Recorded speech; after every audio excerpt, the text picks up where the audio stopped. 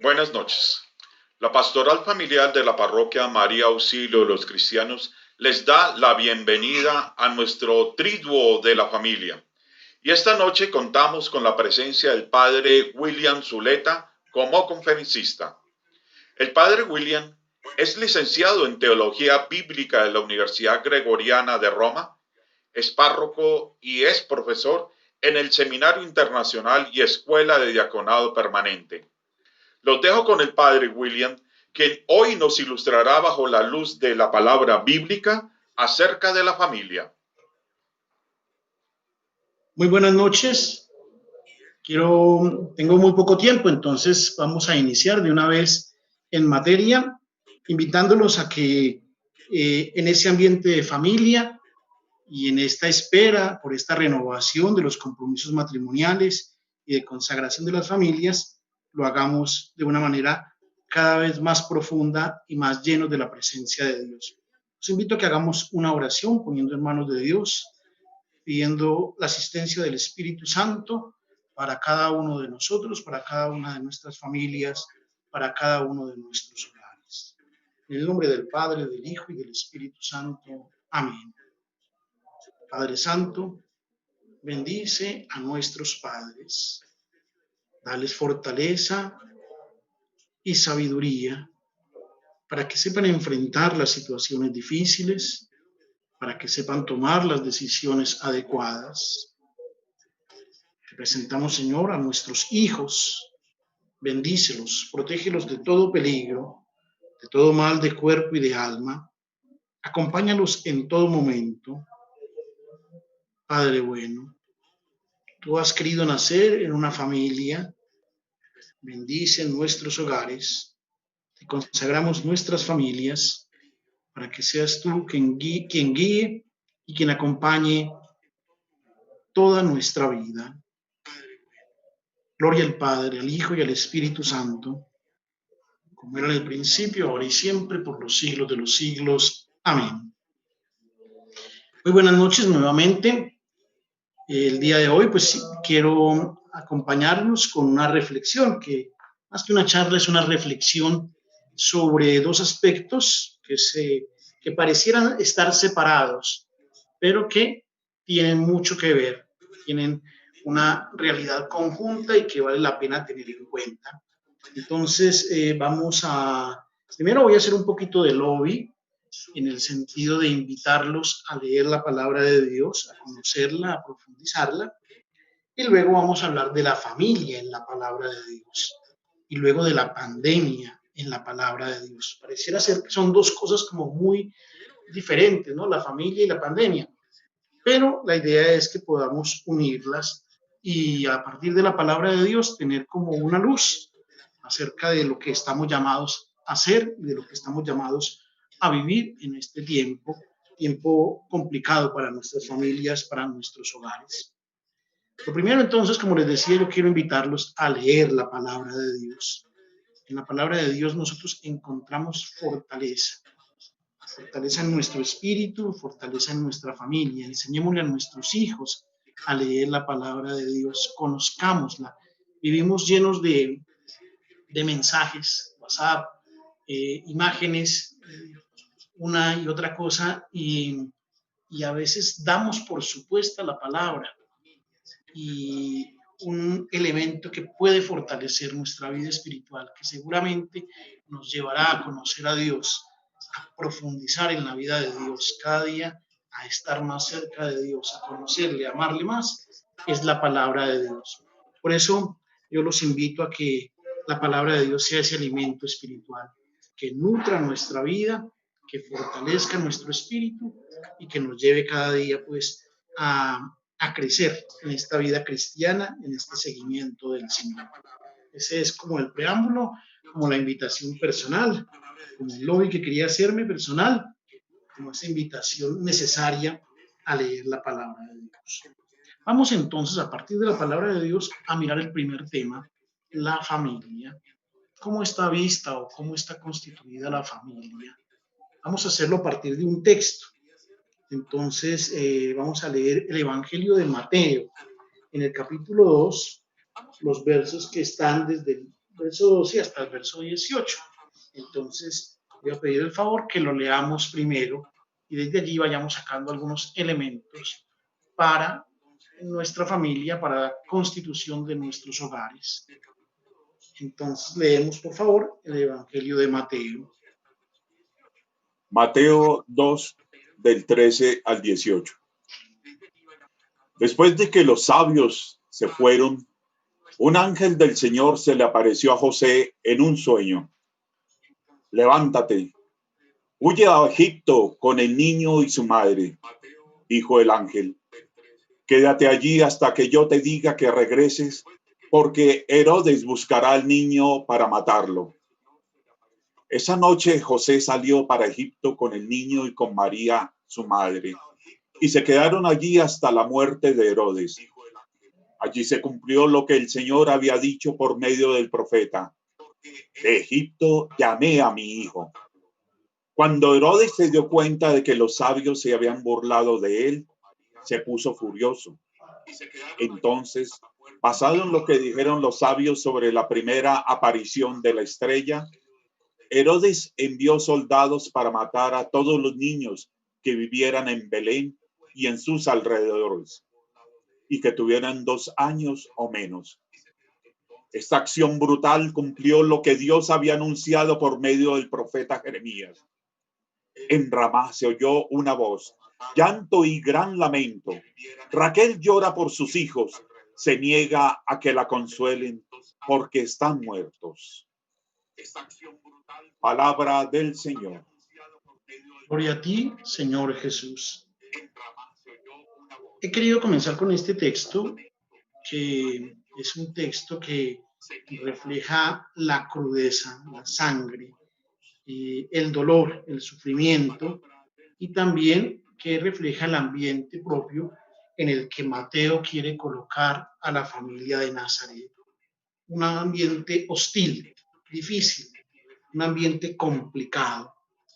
Aquí hay que detenernos en 2 familias. Una, la familia que es constituida por el Padre Dios. Se apareció en sueños el ángel del Señor. La presencia de Dios llegó a José, Dios Padre que vela por su familia, por sus hijos, que los cuida y que los acompaña, y que le da a José como padre la paternidad. Le entrega en sus manos la posibilidad de ser padre y con él la bendición de ser padre en momentos difíciles, no en los momentos fáciles. Ya hay otros momentos difíciles cuando María es cuestionada, cuando una cosa, cuando la otra, pero aquí Dios le está heredando a José la paternidad, esa maravilla de llamarse padre, esa responsabilidad tan grande de cuidar, de acompañar, de guiar a la familia. Habría muchos matices que pues, podría yo ponerme a detenerme aquí, entonces me darían las 12 de la noche.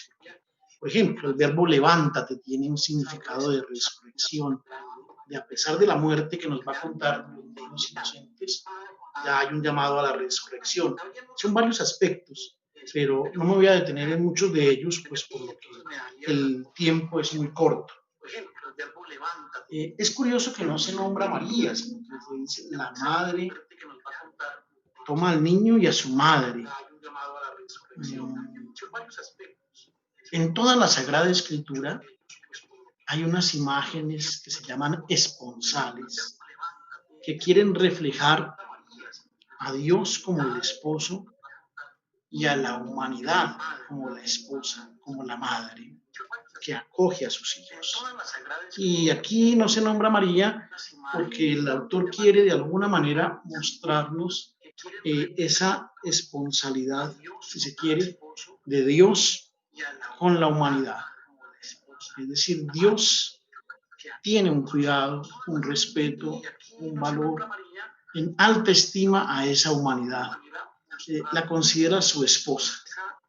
Es más que la iglesia, es toda la humanidad que se ha desposado con el Señor. Después Jesús hará algunas menciones, ¿no? Los discípulos no pueden ayunar porque el novio está con ellos, ¿no? Entonces Él es el novio y la humanidad entera es la novia y lo que se busca es esa boda especial que se leerá de alguna manera en el Apocalipsis. Toda la Sagrada Escritura está impregnada de esa imagen esponsal en la que Dios es el esposo y la humanidad es la esposa. Y Dios ama a su esposa y se entrega por ella. Y le ha delegado a José el cuidado, la paternidad de cuidar al niño y de acompañarle en este periodo, un periodo de muerte, fíjense ustedes, ¿no? Eh, Va a buscar al niño para matarle, ese Herodes es el que va a buscar al niño.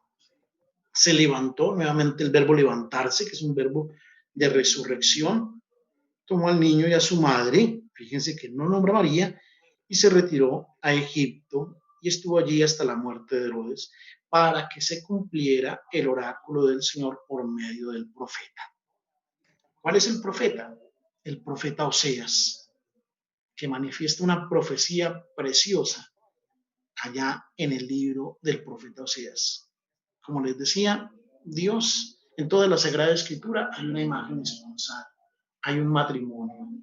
Dios es el esposo y la humanidad entera es la esposa que busca ese matrimonio, esa unidad de la humanidad con Dios. Vamos a ir a ese texto de Oseas porque es muy importante, en el que se refleja a Dios como un padre y que nos enseña que Dios es padre. Vamos a leer entonces el texto de Oseas, esto es capítulo 11, versos del 1 al 6, entonces para tener en cuenta cómo los profetas nos van metiendo en esta dinámica de entender a Dios, si se quiere como esposo y también si se quiere como padre.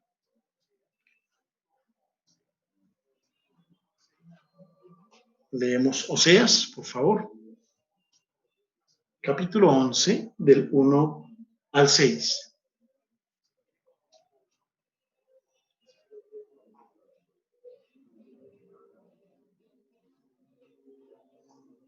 Bien, lo leo yo. Dice así, del profeta Oseas: cuando Israel era niño, yo lo amé, y de Egipto llamé a mi hijo. Cuanto más lo llamaba, más se alejaba de mí. A los Baales sacrificaban y a los ídolos ofrecían incienso. Yo enseñé a Efraín a caminar, tomándole por los brazos, pero ellos no conocieron que yo cuidaba de ellos. Con cuerdas humanas los atraía, con lazos de amor, y era para ellos como los que alzan a un niño contra su mejilla. Me inclinaba hacia él y le daba de comer. Volverá al país de Egipto y Asur será su rey, porque se han negado a convertirse. Hará estragos la espada en sus ciudades, aniquilará los cerrojos y los devorará por sus perversos planes. Es una imagen preciosa este capítulo 11 del profeta Oseas. Cuando Israel era niño, yo lo amé. Los profetas quieren también mostrar de alguna manera que Dios es Padre y que de alguna manera el amor de Dios prevalece por encima de todo. Dios acompaña, cuida, así como José tuvo la responsabilidad de parte de Dios de cuidar. Los profetas ya habían anunciado que el Señor, que Dios era el que cuidaba a su pueblo, era el que guiaba a Israel y es el que guía a cada uno de nosotros. Si leyéramos, por ejemplo, este texto en clave personal: cuando yo era niño, Dios me amó, me ha llamado desde siempre. Entre más me llamaba, yo más me alejaba. Podemos leerlo en clave personal, podemos cambiarle. La palabra de Dios nos da la posibilidad de adentrarnos en ella y de descubrir a ese Dios que es Padre, que es amor, que nos guía, que nos acompaña, que está junto a nosotros. Un tercer momento, primero Dios Padre, luego la familia de Nazaret, la familia de Dios, la familia de Nazaret, sería para nosotros la llamada a ser familias auténticas desde la palabra de Dios, encontrando en José, prototipo de padre, y en María el prototipo de la madre y en Jesús el prototipo de los hijos. Así lo reflexionamos allá en la fiesta de la Sagrada Familia, el último domingo del año. Celebramos todos los años la fiesta de la Sagrada Familia y se nos invita a eso, a recordar y a poner en manos de la Sagrada Familia a nuestras familias, a nuestros hogares, imagen y semejanza de la gran familia de Dios. Bien, dos ideas que quiero subrayar simplemente en este primer momento. Una es el carácter esponsal de Dios con la humanidad. Y dos, llamados a ser familias como la familia de Nazaret. Hasta aquí, ¿alguna pregunta, algún comentario, alguna reflexión que podamos decir, que podamos sacar?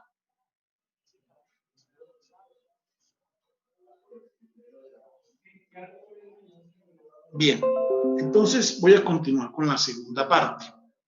De todas maneras, si hay algún problema, alguna dificultad o algo, me comunican para yo detenerme y si hay algo que no se entienda o algo. Esto es simplemente ese aspecto.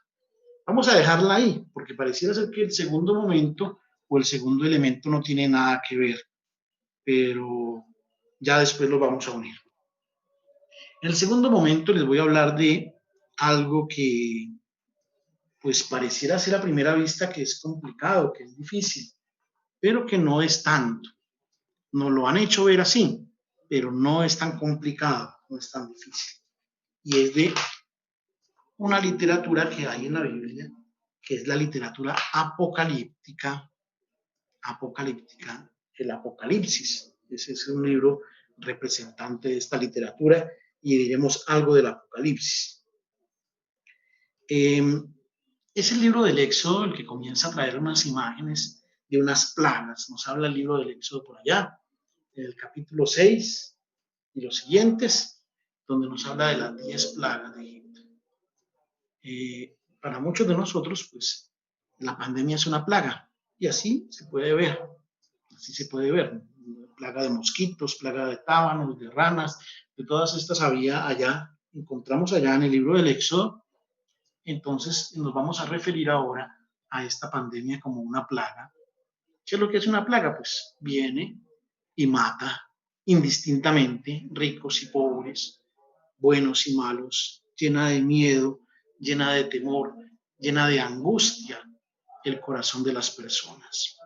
Lo primero que hay que decir es que la palabra apocalipsis, por lo tanto la literatura apocalíptica, es una palabra griega que al traducirse al español se traduce como revelación. De hecho, en Biblias muy antiguas, el libro del Apocalipsis no se llamaba el Apocalipsis, sino se llamaba Revelación. Eso es en español, revelación. Y en el libro en griego se dice Apocalipsis. Ya la misma palabra entonces tiene una gran connotación. Si yo les digo a ustedes, vamos a ver una película, la película se llama El Apocalipsis, entonces nos imaginamos que ya va a venir el fin del mundo, la destrucción, muerte, guerra o bueno, todo lo que venga terrorífico. Si yo les digo a ustedes que vamos a ver una película que se llama La Revelación, pues ya uno se imagina algo diferente, como que hay algo oculto y algo por descubrir. Fíjense que no se llena tanto de angustia el corazón, ni de miedo el corazón, sino que el corazón se pone como a la expectativa más bien de ir a encontrar algo. Revelación es mejor que Apocalipsis de pronto, si se quiere, para entender mejor. Lo que pasa es que muchas personas han tomado esta literatura apocalíptica para sembrar miedo y terror en el corazón de los cristianos, de las personas. Muchas personas de otras denominaciones religiosas, pero también muchos sacerdotes utilizan este tipo de literatura para crear miedo, confusión, para crear temor en el corazón.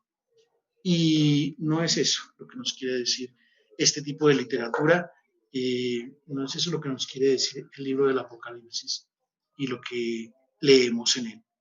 Vamos a leer un texto para darnos cuenta de cómo esa literatura incide o matiza algunos aspectos y donde vamos a encontrar precisamente esta realidad de la peste, donde encontramos esta realidad de, si se quiere, de la pandemia o de la muerte de diversas formas.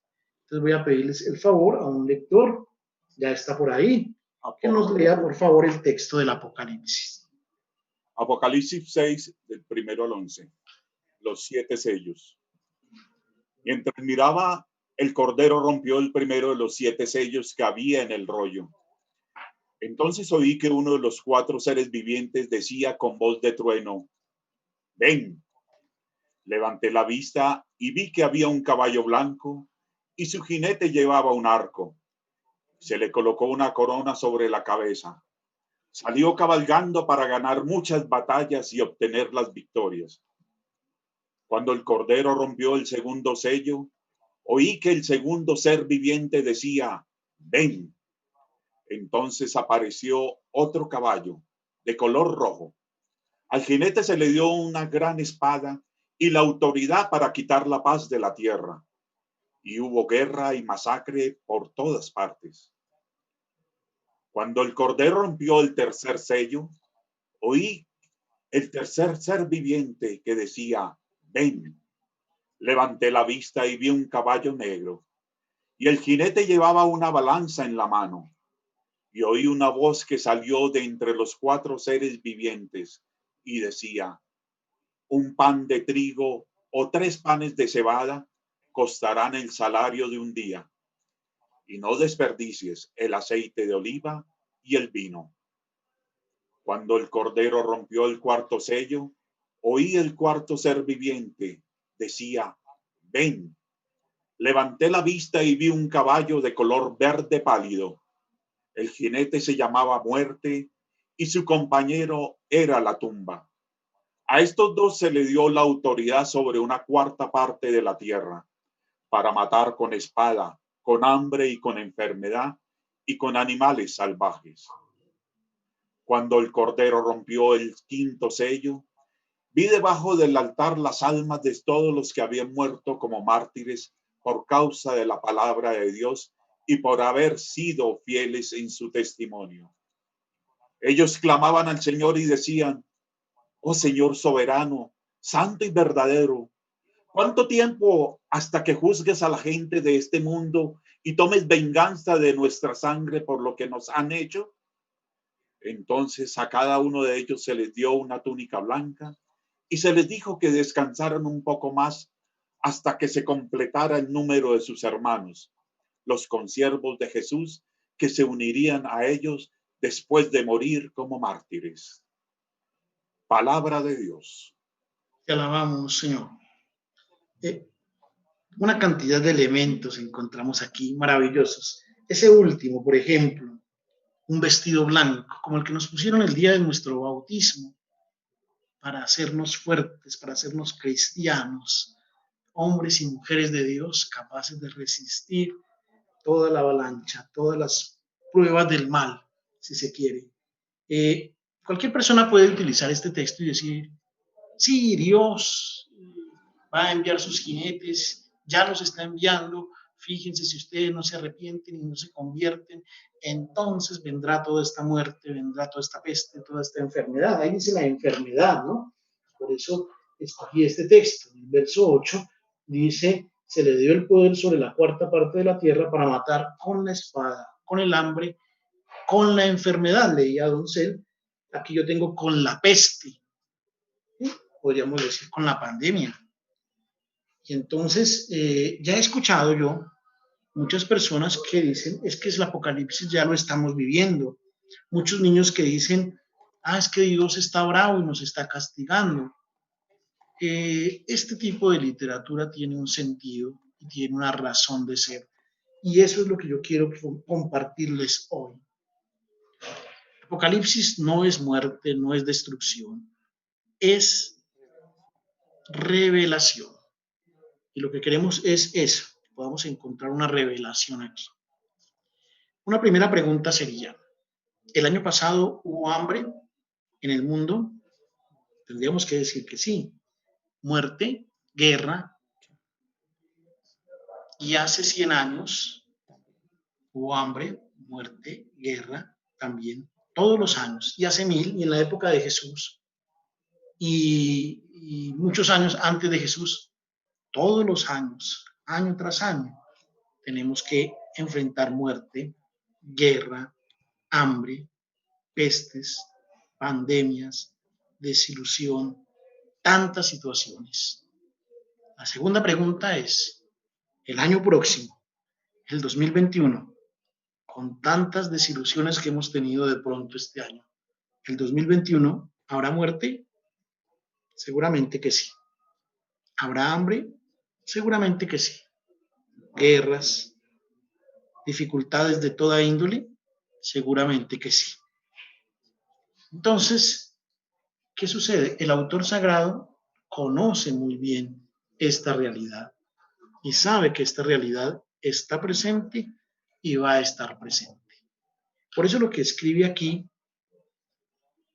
debe entenderse no como un llamado a lo que va a pasar después, sino como una invitación a la esperanza.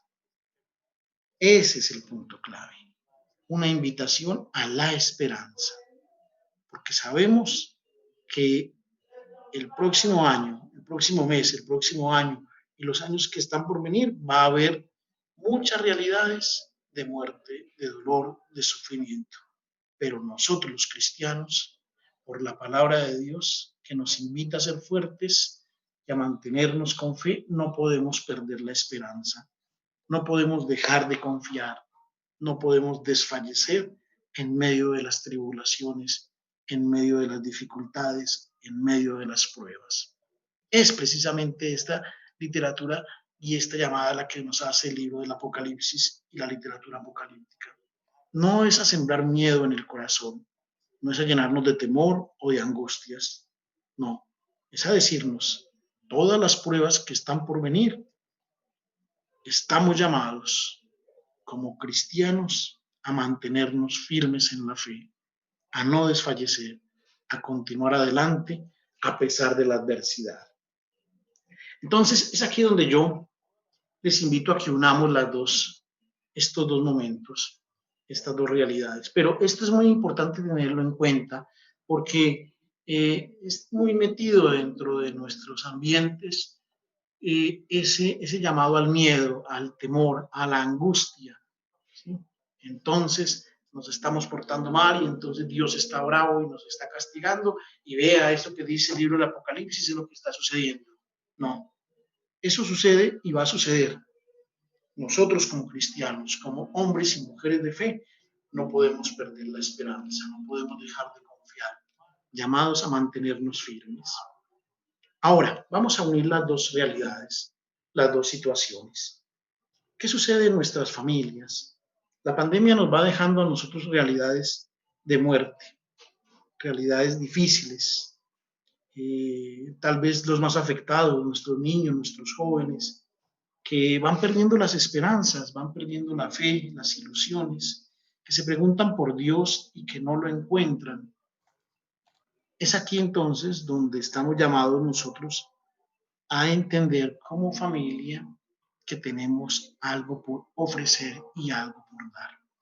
Yo quiero terminar esta conferencia invitando a las familias a que nos hagamos conscientes de la dura realidad que nos corresponde vivir en este momento.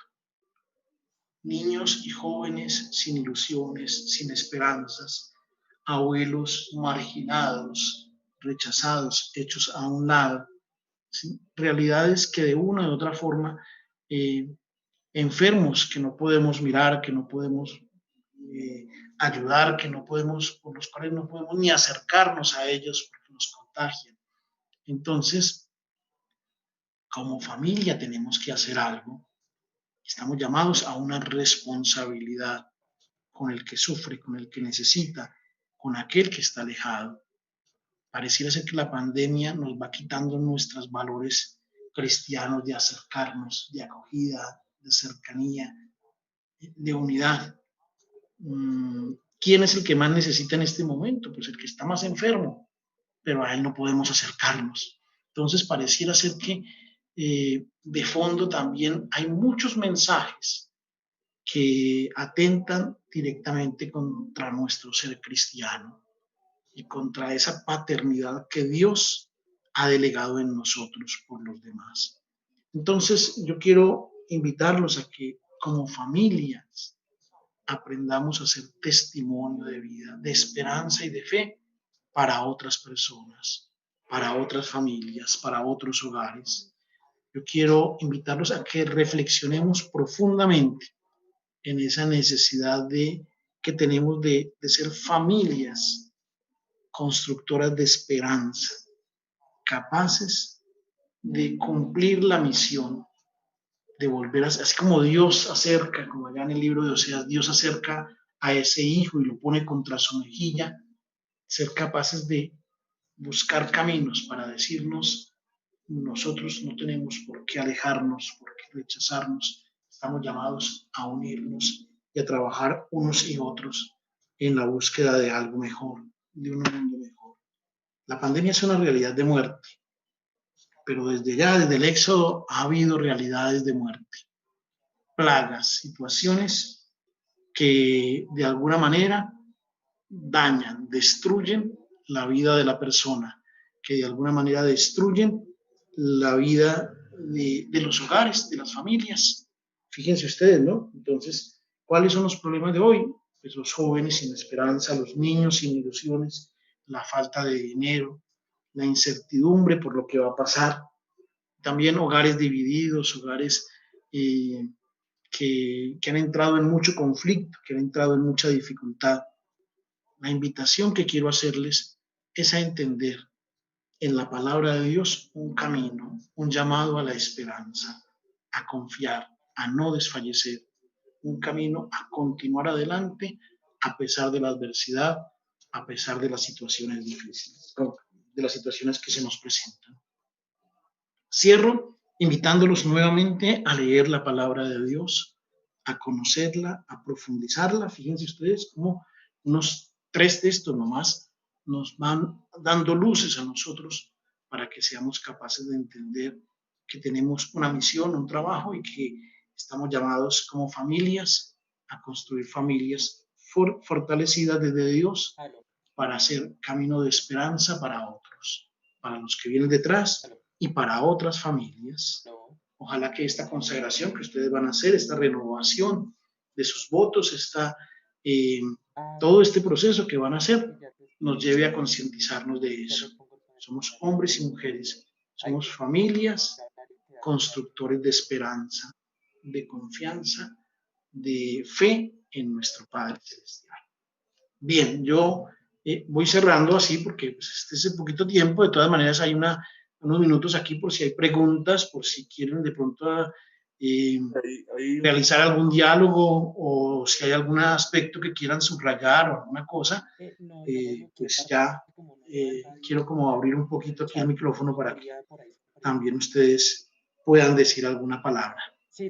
Hay un par de preguntas, padre. Una es, dice, explicar un poquito más acerca de la expresión esponsorio de Dios con la humanidad. Ya.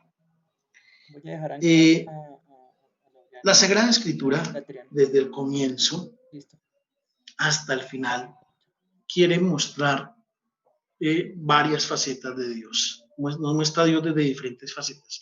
Una de ellas es ese carácter esponsal, en el que Dios es el esposo y la humanidad o el pueblo de Dios, diríamos más la humanidad entera, porque ya con el Nuevo Testamento y con Jesucristo se da ese carácter universal del amor de Dios para todos. Entonces se ve reflejado en eso. Lo que pasa es que como hoy en día el matrimonio está tan puesto en tela de juicio, es difícil entenderlo, pero cuando renovamos todo ese entendimiento de que el matrimonio es amor, es donación, es entrega del uno por el otro, es confianza. Entonces entendemos a Dios como el esposo que ama a toda la humanidad y que espera allá al final. El Apocalipsis habla precisamente de las bodas del Cordero, de la ciudad de Dios que se engalana como una novia precisamente para su esposo, en la espera de Jesús, en la espera del novio que está por venir. Y el ejemplo que les daba también antes, Jesús dice, no pueden, los discípulos no pueden ayunar porque el novio está con ellos.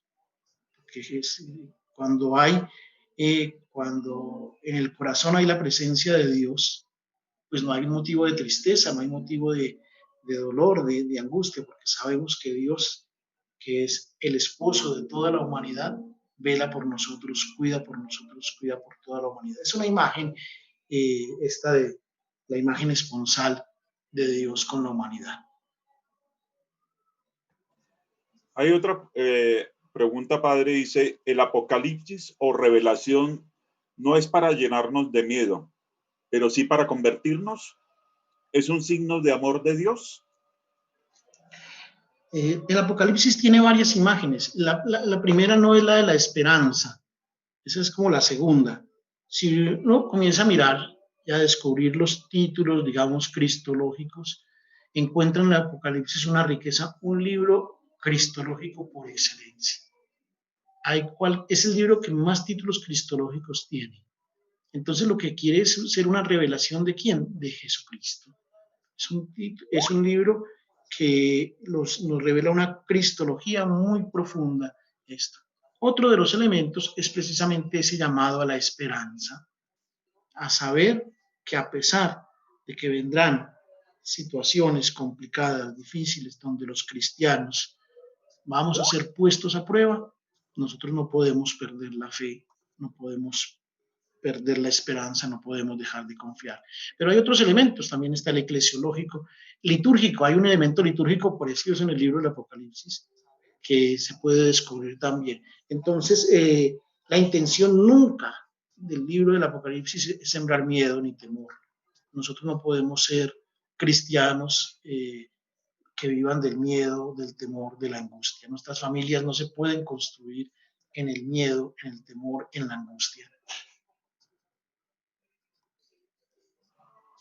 Por ahora no hay ninguna otra inquietud, padre. Muchas gracias. Bueno, no sé si algún comentario, si alguna cosa. Aquí está Laureano ya, padre Laureano, entonces. No, y no me he perdido ni un solo de tus apreciaciones y de tu orientación tan especial, de verdad, William. Sí, ciertamente es una de mucha ilusión para el cristiano el ver que en medio de tantas dificultades y para la familia, tú lo has expresado tan sabiamente utilizando apenas algunos cortos textos, ese camino de esperanza y la fuerza que tiene la familia en estos momentos tan difíciles por los que atraviesa, ¿no? La propia situación de la pandemia, todo ello, pero ciertamente, lo has dicho al final, también, bueno, has rodeado toda tu charla sobre ese sentido de tener a Cristo como el centro de todo, ¿no?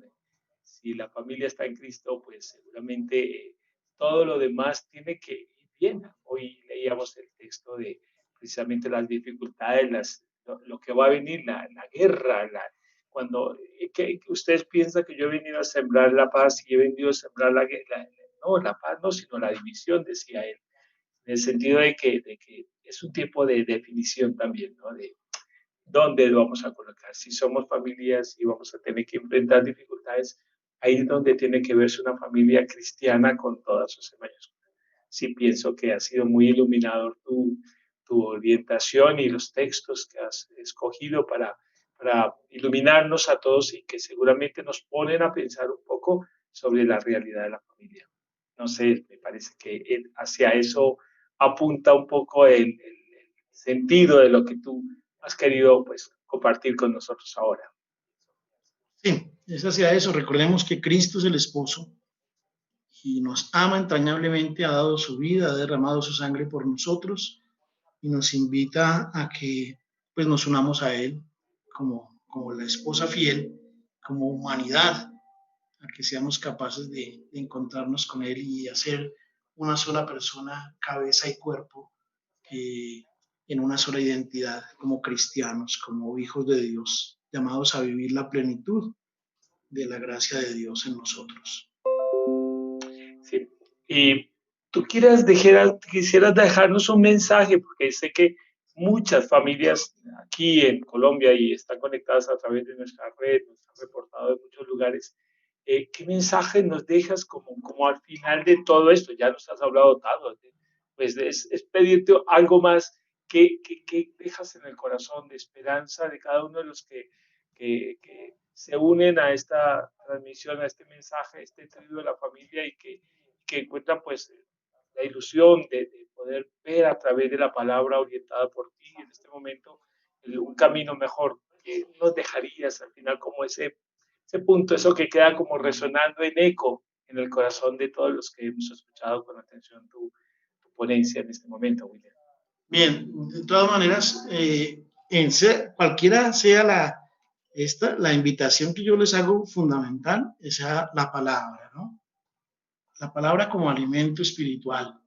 Eso es, fortalece las familias, los hogares, leer la palabra, conocerla. Si se nos hace difícil, no sé, los salmos, hacerlos canción, hacerlos eh, melodía, Dios. Ese es, digamos, independiente de la charla, independiente del tema. Como familia a mí me preocupan mucho los jóvenes, los niños que van como sin ilusiones, sin esperanzas. Me preocupan también nuestros ancianos, como tan rechazados, como con esto, como tan puestos a un ladito y sin ver mucho por ellos. ¿Sí? Ya antes de la pandemia ya los teníamos como muy a un lado y ahora esto. Yo sí dejaría como una tareita y es como familia, ¿qué caminos de esperanza podemos crear? Como familia, ¿qué caminos de esperanza podemos buscar? ¿No? Porque es que esto es algo que, que nos toca buscarle caminos, que nos toca buscarle por dónde hacerle para profundizar en esta llamada a salir adelante, ¿no? A sobreponernos, ¿no? Ya las pestes del éxodo pues fueron superadas, las de la época de Jesús fueron superadas, de esta vamos a salir, pero ¿de qué manera? Lo importante es que salgamos con la frente en alto, con la fe y la esperanza viva en nuestro Señor. De verdad, yo te agradezco muchísimo tu tiempo. Sé que ahorita tienes también otras charlas Sí, porque también estás por Cristovisión y tienes tu agenda muy ocupada. Te nos has regalado unos minutos muy valiosos de más. Yo de verdad te quiero agradecer en el corazón como compañero que compartimos allá en nuestro seminario las experiencias del Señor junto al Santísimo. ¿Te acuerdas? Nos escondíamos allá abajo con otro hermano sacerdote, con Jaime Hostios, allá para orar y que ahora nos veo pues compartiendo con altura, no solamente acá, sino a través de esta radio y de esta televisión de Cristovisión, que precisamente nos ayuda a ver el mundo con el rostro de Jesús.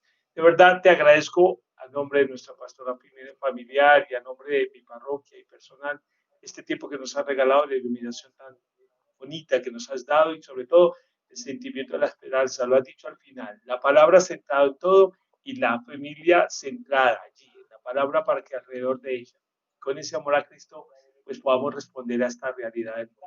De verdad, muchas gracias de corazón a ti por este tiempo y que el Señor te bendiga y bendiga ahora el trabajo que tienes que seguir haciendo allá para llevar esa luz también a tantos otros lugares donde el Señor te lo permita.